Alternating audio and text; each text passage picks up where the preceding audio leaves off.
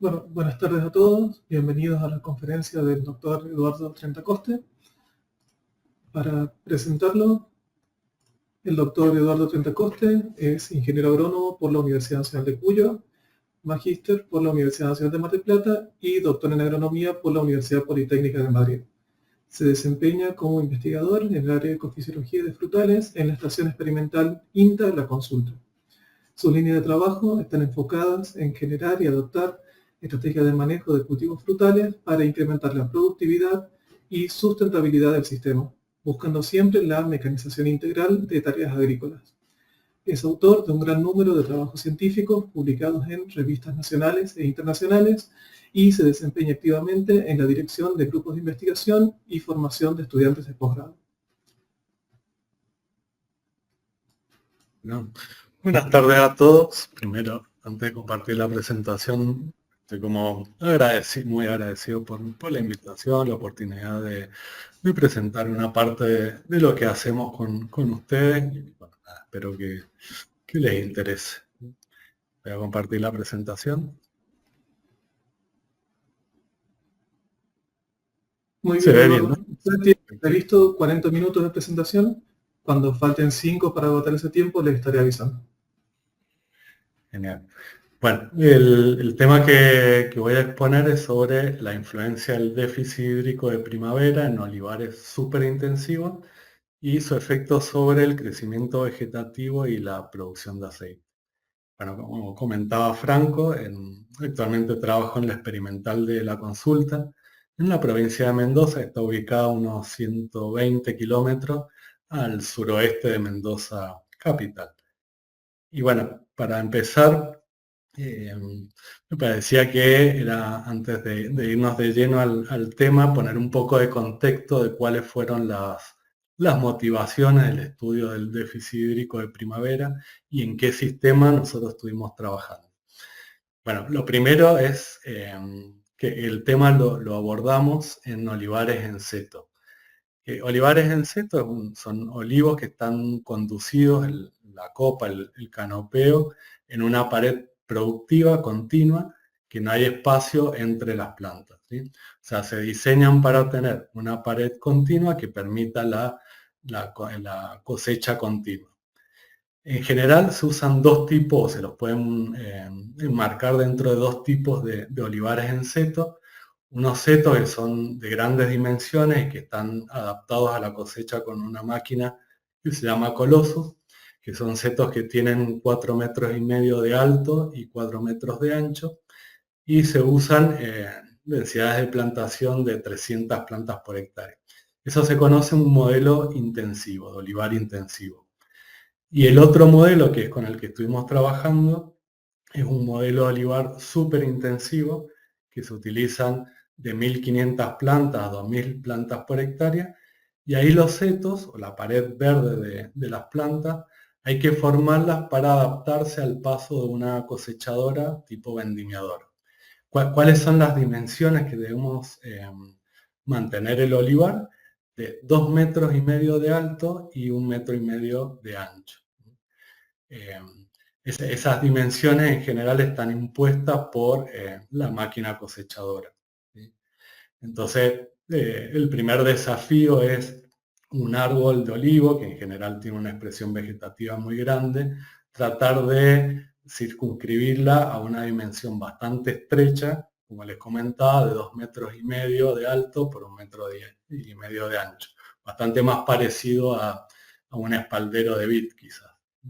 Bueno, este modelo, que en general ha tenido mucha expansión en los últimos años, tanto en países tradicionales de la cuenca del Mediterráneo como en países de lo que se conoce del Nuevo Mundo, ha tenido como principal objetivo la posibilidad de hacer una cosecha continua, reduciendo los costos de producción de forma bastante importante. Bueno, estas son las máquinas que se utilizan para cosechar las aceitunas en un olivar súper intensivo. Como les comentaba, el objetivo en esta plantación es mantenerla de forma continua a lo largo de toda la vida de la plantación en unas dimensiones bastante estrechas y que puedan ser o que permitan el paso de una máquina cabalgante. ¿Sí? O sea, la máquina pasa por encima de las plantas y tienen un tipo de varas plásticas que se mueven de forma excéntrica y a medida que van pasando por las plantas permiten el derribo de las aceitunas.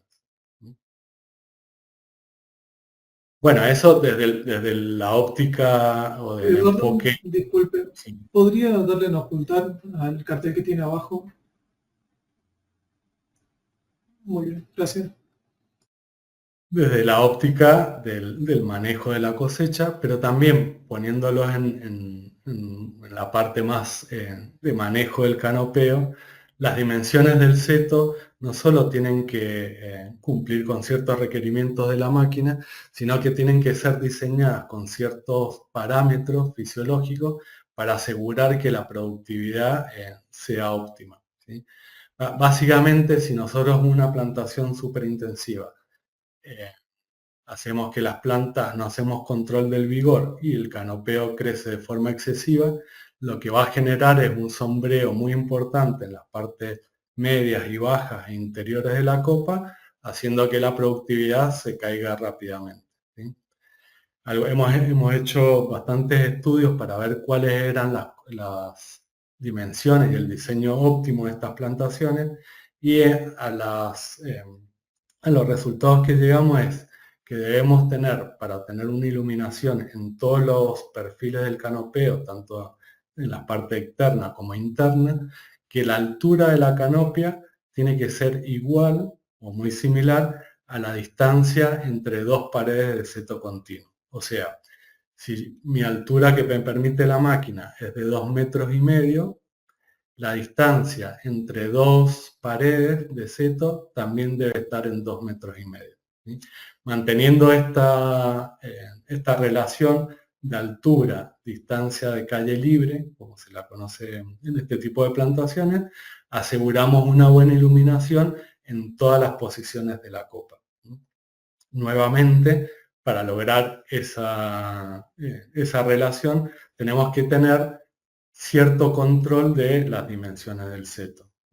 Una forma fácil de manejar el tamaño de las plantas sería con poda mecánica, donde nosotros hacemos cortes para tener un tamaño objetivo del canopeo, pero se sabe que hacer podas drásticas para lograr esas dimensiones en general llevan a un exceso de vigor y a una pérdida de la productividad. Entonces, como le contaba, si hacemos un manejo para controlar las dimensiones de los setos con poda, por ejemplo, en general lo que llevamos es a una formación de chupones que son brotes de gran vigor, que son improductivos, de forma desmedida. Se produce un sombreo excesivo, sobre todo en las partes interiores y basales del seto. Si el canopeo también es mayor que las dimensiones de la cosechadora, se producen daños de madera, daños en la madera y en la estructura de las plantas, que terminan todos reduciendo la producción y la vida útil de las plantaciones. Esto en general en las condiciones donde se realizan estas plantaciones, sobre todo acá en Argentina, se hacen bajo riego, todo el olivar argentino está bajo riego. Entonces, siempre se ha pensado que el riego, y de hecho hay muchos estudios que así lo demuestran, termina siendo como la herramienta o la mejor herramienta para hacer un control adecuado tanto de la productividad como del vigor de las plantaciones. Y de ahí un poco que sale nuestros estudios que ahora voy a presentar, donde utilizamos el riego como la principal herramienta para manejar el vigor de las plantas. Bueno, otra información que necesitamos saber para saber cuándo podemos implementar una estrategia que reduzca el vigor de las plantas es conocer la fenología del cultivo y en este caso cuándo se produce el crecimiento vegetativo del olivo. Bueno, acá he presentado un esquema bastante simplificado de cómo sería un ciclo anual del olivo. general, en primavera se produce el crecimiento vegetativo de los brotes, empieza desde finales de agosto y puede extenderse hasta finales de diciembre. Y durante el periodo que se produce el crecimiento vegetativo, también se produce el desarrollo reproductivo en las yemas formadas en el año anterior. O sea que tenemos la superposición durante la primavera de los procesos de formación de yemas para el año posterior en los nuevos brotes y la formación de las nuevas inflorescencias que van a ser las responsables de la productividad de ese año. Bueno, ¿qué sabíamos antes de empezar con este estudio sobre la sensibilidad al déficit hídrico de cada uno de los periodos? En general, el crecimiento vegetativo, el crecimiento de primavera, no había sido un periodo muy estudiado en la cuenca del Mediterráneo. Ellos tienen las lluvias principalmente concentradas en invierno y a principio de primavera, así que tienen poca posibilidad de hacer control o manejar el riego durante ese periodo. Así que en general no partíamos de demasiada información sobre la sensibilidad inicial del olivo durante el periodo de crecimiento vegetativo, y también en ese periodo, como les comentaba, se produce el crecimiento, el desarrollo de las inflorescencias. Luego del crecimiento de la inflorescencia ocurre la floración y cuaje, que en principio es uno de los periodos más importantes en la determinación de la producción, porque en ese periodo, que dura alrededor de un mes, se fijan los frutos que van a ser el principal determinante de la producción de ese año. Y la última fase, que se superpone con el crecimiento vegetativo, es el endurecimiento del carozo, que ahí sí es donde está la mayor cantidad de estudios relacionados al uso del déficit hídrico en olivo. ¿Y por qué? Porque es un periodo de baja sensibilidad al déficit. Bueno, y luego del endurecimiento de carozo hay una fase de crecimiento que continúa el crecimiento del fruto y síntesis de aceite, que en principio desde el punto de vista vegetativo no tendría impacto, y bueno, en nuestros estudios primero nos planteamos estudiar la fase vegetativa y sabíamos algo de que el periodo de síntesis de aceite es un periodo sensible al déficit hídrico, entonces nos enfocamos en un periodo 1. Bueno, algunos conceptos antes de entrar en los resultados. Bueno, por un lado, el riego deficitario controlado, que es lo que les voy a presentar, en que consiste en aplicar una dosis de riego inferior a las que requiere el cultivo en una etapa fenológica, que en general es una etapa fenológica de alta tolerancia al déficit hídrico, ¿sí? O sea, estas estrategias de riego deficitario controlado en general nacen o se desarrollan como métodos para ahorrar agua, para incrementar la eficiencia del uso del agua. Entonces, se aplican en un periodo donde puede ahorrar agua sin afectar productividad. Pero en general, en los últimos años, esta herramienta ha sido bastante más utilizada para buscar otros efectos beneficiosos, aparte del ahorro de agua, como puede ser en el caso de vid para mejorar calidad de uva, en el caso del olivo para mejorar la síntesis de fenoles en el aceite. Así que en los estudios que se han realizado en los últimos años, se ha utilizado no solo como una herramienta de ahorro de agua, sino también buscando otros beneficios asociados. Y por otro lado, ¿cuáles son los desafíos de la olivicultura en súper alta densidad o súper intensivo? Bueno, el desafío más importante es mantener la productividad, que sea alta y que se mantenga a lo largo de la vida útil del cultivo. Como les contaba, el control del crecimiento vegetativo para que esos setos sean cosechables y que mantengan esa productividad en el tiempo. También, si controlo el crecimiento vegetativo, reduzco las necesidades de poda, y al realizar podas menos intensas, evito la producción de chupones, sombreos excesivos, etc. Y por otro lado, un desafío bastante generalizado, no solo en la olivicultura superintensiva, sino en toda la fruticultura bajo riego, es incrementar la eficiencia en el uso del agua. Bueno, ¿cuál fue el objetivo general de los estudios que realizamos a partir del 2015, que comenzamos con estos proyectos? Fue evaluar el déficit del riego deficitario controlado aplicado durante el periodo de primavera como una herramienta para el manejo del vigor de setos de olivos podados mecánicamente y conocer cuál era su impacto sobre la productividad y la eficiencia en el uso del agua.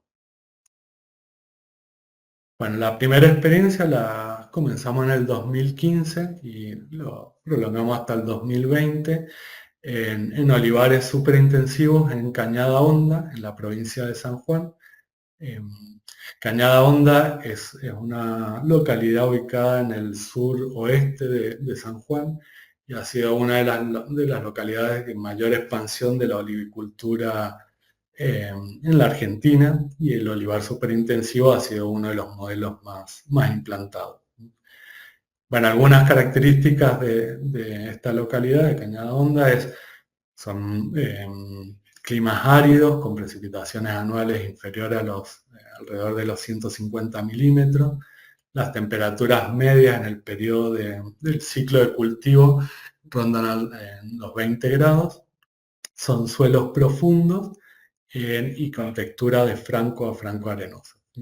Y resalto lo de suelos profundos porque en general en esta zona el control del vigor siempre ha sido quizás el tema más problemático a manejar, porque la combinación de riegos o riegos excesivos y suelos profundos es la herramienta o la combinación más detrimental para manejar el vigor.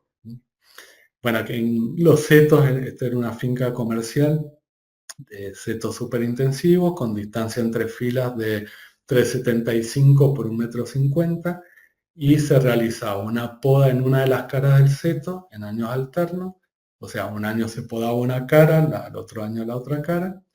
Y bueno, ¿cuáles son los tratamientos que evaluamos? Evaluamos 3 tratamientos, un control regado al 100% de la evapotranspiración de cultivo durante todo el ciclo del olivo, y 2 tratamientos con riego deficitario controlado. Como les comentaba, en este caso nos concentramos en reducir el agua durante el periodo de crecimiento de brotes, o sea, desde el inicio de brotación a fin de brotación, que es alrededor de mediados de enero en esta zona. Quisimos en el primer tratamiento reducir un 30% el agua respecto al control en el periodo 1 y luego 100% de la evapotranspiración durante el periodo de síntesis de aceite. Y un tratamiento más restrictivo donde aplicamos un 40% de la evapotranspiración del cultivo durante el periodo de crecimiento vegetativo y no realizamos déficit luego en el periodo de síntesis de aceite. Acá un comentario es que en la determinación de la evapotranspiración de cultivo utilizamos la ecuación de la evapotranspiración de referencia por un coeficiente de cultivo de 0,5 que fue constante durante todo el estudio, y lo que hicimos fue modificar el KR, que para los que no están acostumbrados en el uso de este coeficiente, es un coeficiente reductor que lo que hace es capturar el efecto de la cobertura del cultivo. Acá cobertura del cultivo está relacionado, en el caso del olivar, con la edad de la plantación. O sea, una plantación más joven va a tener menor cobertura, con el diseño de plantación, la distancia entre filas, el sistema de conducción, etc. Nosotros habíamos hecho previamente un trabajo en olivo para ajustar ese coeficiente de reducción en olivo, y lo que hacíamos era comparar el coeficiente tradicional que se usa en olivar, que es determinar la cobertura de cultivo por 2, y así se obtiene el coeficiente de reducción. Nosotros usamos como un método alternativo la determinación del par interceptado al mediodía, aplicado también por una ecuación para determinar el coeficiente de reducción. En este trabajo utilizamos para la determinación de las necesidades de riego un coeficiente de reducción de 0,7. Bueno, ¿cuáles fueron durante los 3 años las láminas y el agua aplicada? En general, las evapotranspiración de referencia, estos son los valores durante el ciclo de cultivo, desde agosto a mayo, que es el periodo donde se realizó el riego, estuvieron entre 1250 y 1500 milímetros.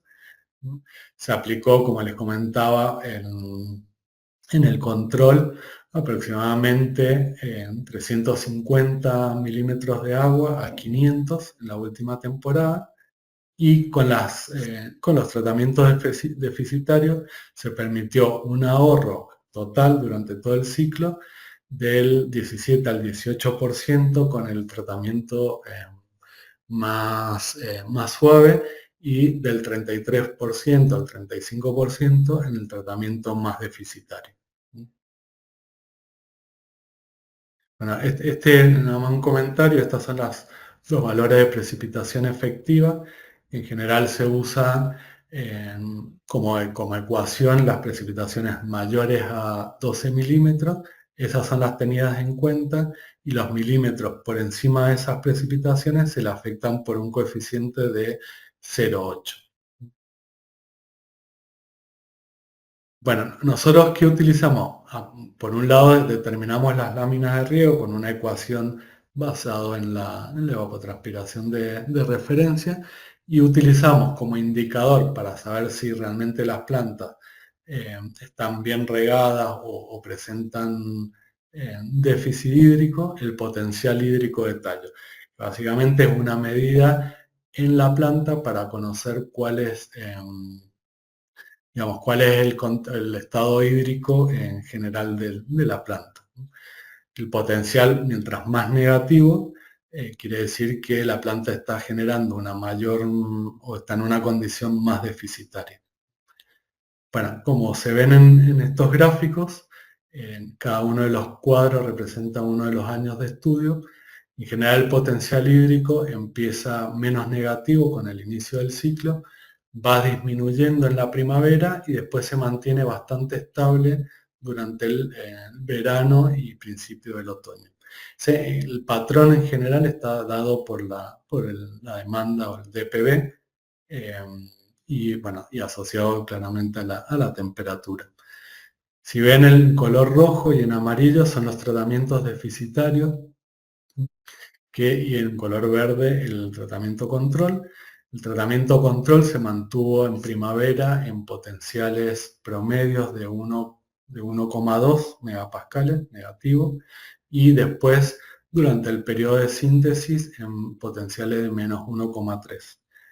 Con los tratamientos deficitarios en primavera logramos hacer una reducción del potencial en valores de 1,3 y de 1,5 megapascales en primavera, llegando a extremos de 2,4 megapascales. Que en olivo ya hay bastantes estudios que determinan un poco los umbrales, entonces conociendo esos umbrales nos permiten hacer un manejo o conocer, o tener más clara cuál es el estado general del cultivo respecto a la condición hídrica. Y abajo está el crecimiento vegetativo, acá solo he puesto de la cara podada, porque solo nos interesaba o hacer foco en el crecimiento vegetativo de la cara podada, o sea, los brotes que crecen en esta parte, porque, bueno, por un lado esa cara al pasar la máquina podadora elimina mucha producción, o sea que no está la carga frutal como un regulador del crecimiento vegetativo. Así que digamos, ahí el crecimiento está más exacerbado por tener menos control de carga. Y por otro lado, en esa cara, ese crecimiento vegetativo va a ser el responsable de la producción al año siguiente, ¿sí? Entonces, bueno, como les comentaba, el crecimiento vegetativo en general de los árboles controles fue más alto que las plantas deficitarias, excepto en el año en el año 2, que fue un año de baja carga frutal, donde tanto el riego deficitario leve como el control presentaron un crecimiento vegetativo similar. Pero sí, en todos los casos, el riego deficitario más severo generó un control del crecimiento vegetativo de los brotes. Por otro lado, en este caso es el crecimiento vegetativo con barras grises del control del riego deficitario leve y del riego deficitario severo, promedio de los 3 años de la cara podada, y con barras rojas el porcentaje de inducción. O sea, de las yemas formadas en ese crecimiento, cuántas tuvieron capacidad de generar o generaron flores o inflorescencias al otro año. Y lo que vemos es que hubo una relación negativa de los tratamientos que generaron menor crecimiento o elongación de los brotes, tuvieron un porcentaje más alto de inducción floral. Básicamente, ¿a qué estuvo relacionado eso? Que el riego deficitario generó brotes más cortos, de menor vigor, estuvieron con mejor iluminación, mejor control del vigor y resultaron en brotes más productivos. Esa característica se vio sobre todo en las caras podadas, mientras en la cara no podada, que estaba la carga frutal regulando el vigor vegetativo, no encontramos ese efecto. Si viéramos el control o el resultado, la respuesta de los setos en términos de dimensión, también hubo un mejor control del tamaño del seto con el riego deficitario en primavera. Aproximadamente se redujo un 40 centímetros el ancho del seto y 50 centímetros la altura del seto, que en dimensiones globales de la plantación son bastante importantes, y esa reducción en las dimensiones estuvo relacionado no solo a un menor consumo de agua del cultivo, sino después en el avance de la máquina a tener mayores eficiencias de cosecha. Bueno, en cuanto a los resultados de producción y componentes de la producción en promedio de los 3 años de estudio, lo que vimos como un resultado bastante interesante es que con el riego deficitario en fase 1 del 30, o sea, reduciendo el 30% del control, logramos productividades más altas que el tratamiento control. Tuvo una producción de aceite también más alta, los frutos fueron también de mayor tamaño y el rendimiento graso porcentual fue mayor. ¿Sí? Y si lo vemos, una de las explicaciones de por qué fueron más altas las producciones, lo podemos ver con la producción año a año de cada uno de los tratamientos. Y lo que vimos es que no haciendo un control del riego, o sea, haciendo el riego al 100% en estos setos con una poda intensa, se generó una disminución de la producción cada año, o sea, progresivamente con los años de estudio, mientras que los tratamientos que tenían un control del vigor, las producciones se mantenían más estables. Si lo vemos a nivel de superficie, nuevamente, el tratamiento con una reducción del riego del 30% durante primavera logró producciones de 18 toneladas por hectárea en frutos y 2,7 toneladas de aceite por hectárea, logrando un 60% mayor, que la producción sea mayor del 60% respecto al control, con un ahorro de agua del 17%. Como conclusiones de estos primeros experimentos, veamos que en setos estrechos, súper intensivos, con una poda lateral intensa, realizada en invierno y en años alternos, un déficit hídrico moderado en primavera, donde el potencial hídrico de tallo se mantuvo en valores de menos 1,3 megapascales y se generó un déficit del 30% respecto a la evapotranspiración de cultivo, permitió un control del crecimiento vegetativo de las caras podadas Eso permitió un menor requerimiento de podas o que las podas sean menos intensas el otro año. Los brotes quedaron más expuestos a la luz, aumentando la fertilidad de las yemas y generó un ahorro del agua y de energía, en este caso que se regaba con riego subterráneo, del orden del 15%. Bueno, una vez que terminamos los ensayos en Cañada Honda, comenzamos con estudios siguiendo la misma línea en Famatina, en La Rioja, durante el periodo 2019 a 2023. También trabajando con olivares súper intensivos, en este caso con la variedad arbequina, la distancia entre filas de 4 metros y 1,25 m entre plantas, perdón. Acá también se realizaba poda unilateral, o sea que se podaba una cara un año y otra cara otro año de forma mecánica, pero la poda se hacía en primavera. Cuando las plantas se encontraban en inicio de floración, ahí pasa la máquina realizando la poda unilateral. Bueno, algunas características de Famatina, ¿no? Las precipitaciones anuales están alrededor de 110 milímetros.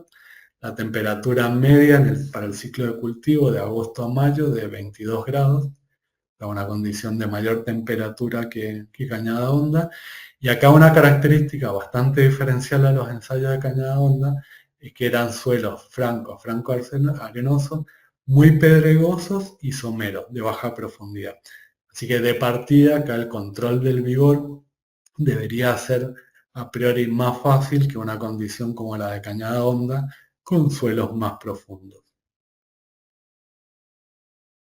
Bueno, seguimos más o menos en base a los resultados que obtuvimos en el primer experimento. En este caso también aplicamos un déficit hídrico en el periodo de primavera, pero lo partimos en dos. En un primer tratamiento realizamos el déficit hídrico desde brotación hasta el inicio de la floración y luego salimos del déficit hídrico y regamos al 100% del control.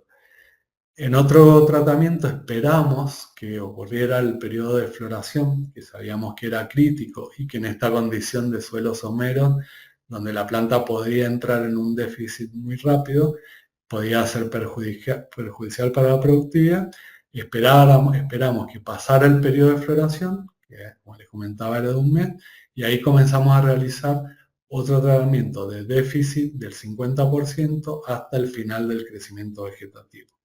Y agregamos un tercer tratamiento de déficit hídrico en el periodo desde endurecimiento a cosecha. Este tratamiento, que no lo habíamos estudiado en el ensayo anterior, fue porque habían algunos datos donde se veía que podía haber crecimiento vegetativo durante el periodo de verano, sobre todo en los años de baja carga, que no había control de la producción sobre el crecimiento vegetativo. Acá utilizamos una ecuación bastante similar a la anterior. Lo que cambió fue el coeficiente de reducción, que fue más alto. En los ensayos anteriores era de 0,7, en este caso de 0,85. Como les comentaba, este coeficiente está relacionado a, en este caso, una mayor cobertura del cultivo. Bueno, si lo vemos en el esquema del ciclo fenológico, en este ensayo estudiamos un tratamiento inicial, donde afectamos la primera etapa de crecimiento de los brotes, que fue desde agosto hasta mediados de octubre. Luego, ningún tratamiento, generamos déficit durante el periodo de floración y cuaje, que va entre mediados de octubre a mediados de noviembre. Un segundo tratamiento donde aplicamos un déficit del 50% de mediados de noviembre a mediados de enero, que es la segunda parte del crecimiento vegetativo, y un tercer tratamiento en el periodo de síntesis y crecimiento del fruto, que fue desde mediados de enero a mayo. Bueno, en cuanto a los resultados del agua aplicada, en este caso las láminas utilizadas en los ensayos Famatina fueron superiores a los de cañada honda. Estuvo relacionado a que las evapotranspiraciones medias fueron más altas en este ensayo y que el caer o la cobertura del cultivo también fue mayor.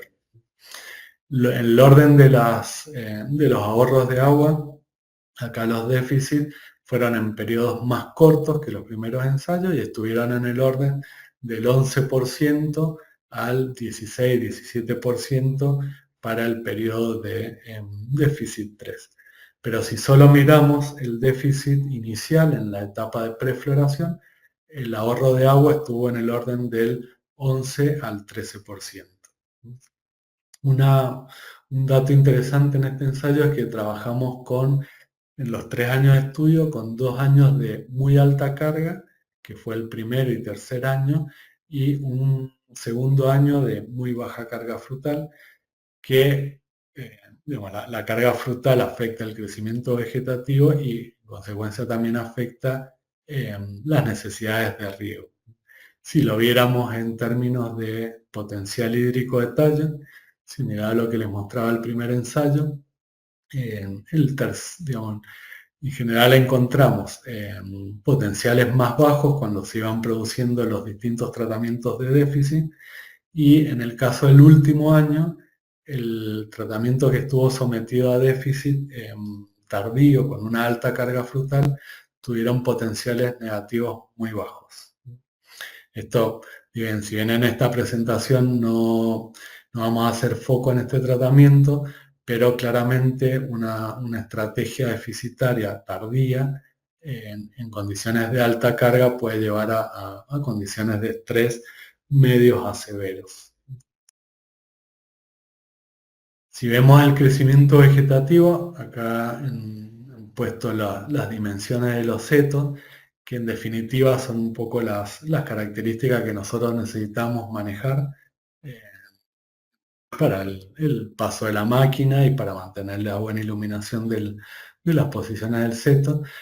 Ninguno de los dos riegos deficitarios en las etapas del crecimiento vegetativo, o sea, el riego 1 y el 2, generaron diferencias significativas respecto al control en las dimensiones del seto en los 2 primeros años, pero en el tercer año de estudio sí hubo un mejor control tanto del ancho del seto principalmente y algo en la altura del seto, aplicando el riego deficitario del 50% en la etapa 1. Y como les comentaba, en este año, que fue un año de alta carga frutal, el riego deficitario en fase 3 también generó una reducción muy importante de las dimensiones del seto. Como les contaba, en general los brotes no se elongan durante esa fase 3, o sea que esta reducción del tamaño del seto no estaría asociado con la elongación de los brotes, pero podría, como acá estamos viendo las dimensiones del seto, haber contracciones por una deshidratación que era bastante visible de los brotes. En términos de producción, el riego deficitario en fase 1, tuvimos una reducción del riego del 11% y no impactó de forma negativa sobre la producción, tanto de aceitunas como de aceite, respecto al control. ¿Sí? Esto ocurrió en los 3 años de estudio. En ninguno de los años el haber aplicado una reducción del riego del 50% en la primera etapa del crecimiento vegetativo generó una reducción de la producción. Si lo vemos en términos acumulados, después de 3 años de estudio, tanto el control como el riego deficitario en fase 1 tuvieron similares producción. Y algo también importante es que con un riego deficitario en fase 2, o sea, posterior a prefloración, las reducciones de la producción fueron no significativas en términos acumulados. El único tratamiento que produjo una pérdida de la productividad fue el déficit en fase 3. Si ahora hacemos una, 5 minutos. si hacemos una comparación de cuál es la pérdida de producción, a pesar de, como les contaba, que no fueron significativas, En los años de alta carga, o sea, los 2 años, el primero y tercero, donde la producción fue eh, más alta respecto al ahorro de agua, lo que encontramos es que hubo una pérdida del 3% de la producción por haber aplicado un ahorro, una reducción del 50% durante ese periodo y que generó un ahorro total durante todo el ciclo de cultivo del 12%. O sea, ahorramos 12% del agua o de la energía con una pérdida no significativa de la producción del 3%. Aplicándolo en la etapa de post-cuaje a endurecimiento de carozo, que sería la segunda etapa del crecimiento de los brotes, tuvimos una pérdida del 9% de producción y un ahorro del 16%, mientras que sí, en etapas tardías, la pérdida de producción estuvo compensada con el ahorro de agua. O sea que el resultado más importante es que haciendo un déficit de riego del 50% en la etapa de prefloración, hubo un ahorro del agua del 12% sin afectar la productividad del olivar. Y como conclusiones generales de los dos estudios, las separé en tres aspectos: en el crecimiento vegetativo, en el ahorro de agua y en la productividad. En términos de crecimiento vegetativo, que era nuestro objetivo inicial, el hacer riegos deficitarios moderados, del orden del 40 al 50% durante primavera, produce una reducción del crecimiento vegetativo más evidente en los años de alta carga frutal. Esto trae como consecuencia una mejora en la iluminación del canopeo y termina dando una mayor productividad. Estas estrategias en términos de ahorro de agua generaron un ahorro del 15% en el ciclo total del cultivo, y en términos productivos el déficit de riego, el riego deficitario controlado en primavera, en ninguno de los dos experimentos presentó un impacto negativo sobre la productividad, contrariamente en condiciones de alto vigor, como fue en el caso de Cañada Honda, permitió reducir la alternancia productiva, dando como resultado que la producción acumulada sea más alta que los controles. Y bueno, yo aprovecho de decir que están presentes de agradecerle a Franco y a Andrea Calahorra, Andrea del INTA Chilecito y Franco de la Universidad Nacional de Chilecito, que hacen, digamos, muchos de los ensayos a distancia, pero ellos son los que hacen las mediciones y son un poco los autores de estos trabajos. Bueno, muchas gracias.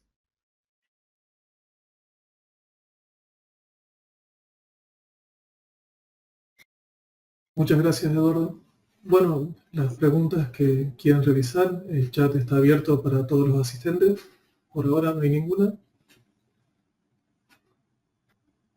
Levanto la mano, Eduardo, te consulto.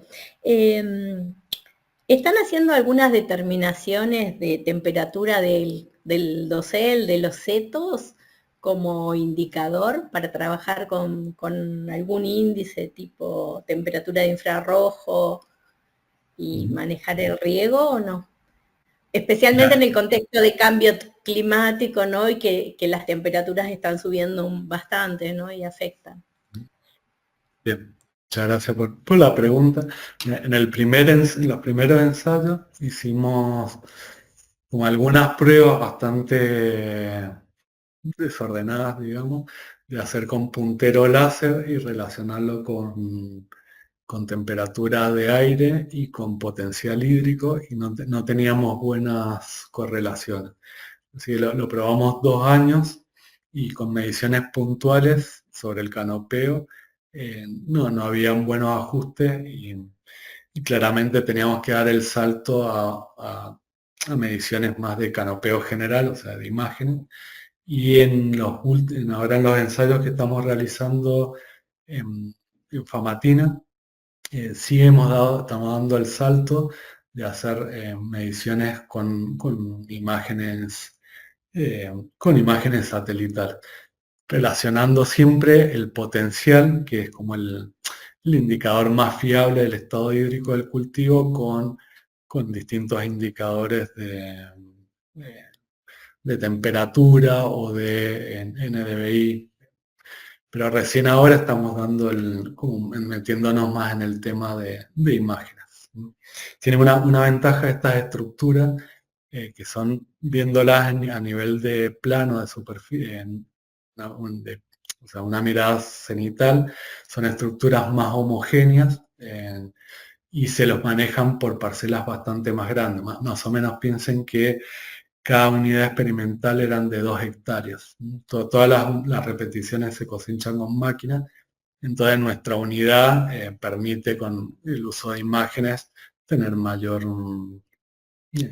capacidad de estudio. Gracias, Eduardo. Eduardo, por favor, ¿podrías dejar de compartir tu pantalla?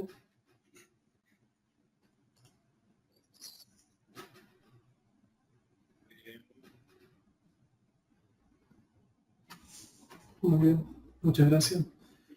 Bueno, si hay alguna pregunta más.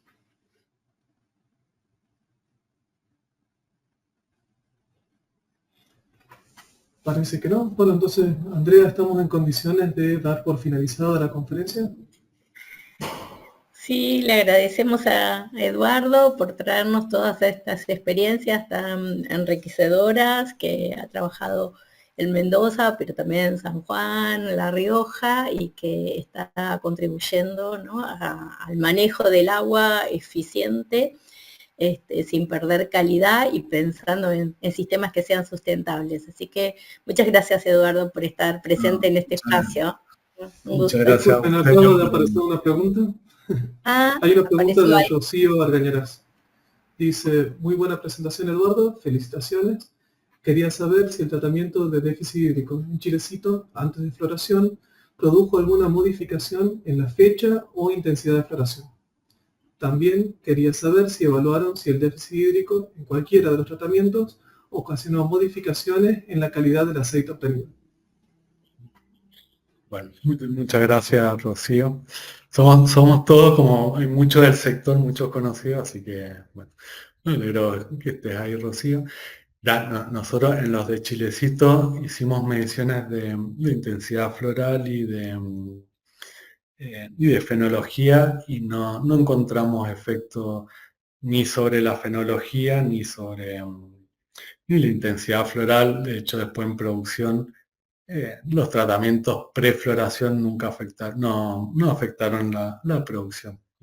Estos ensayos en Chilecito tenían la particularidad que se podaban en floración, que digamos como estrategia no es tan usual.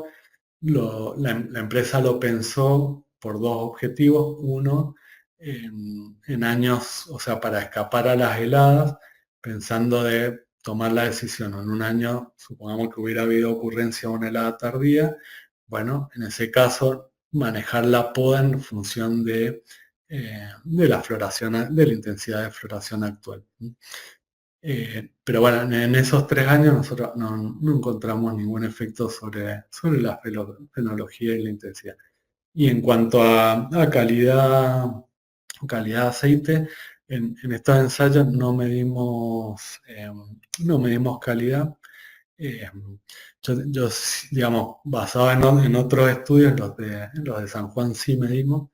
En general los déficits posteriores a endurecimiento o preendurecimiento que afectan la etapa inicial del crecimiento de fruto, la parte posterior, sí pueden generar cambios, sobre todo en el perfil fenólico y en algunos casos sobre el perfil de ácidos grasos, pero sobre todo sobre el fenólico. Pero las etapas muy tempranas, en la etapa prefloración, no sería de esperar que afecte la calidad de los aceites.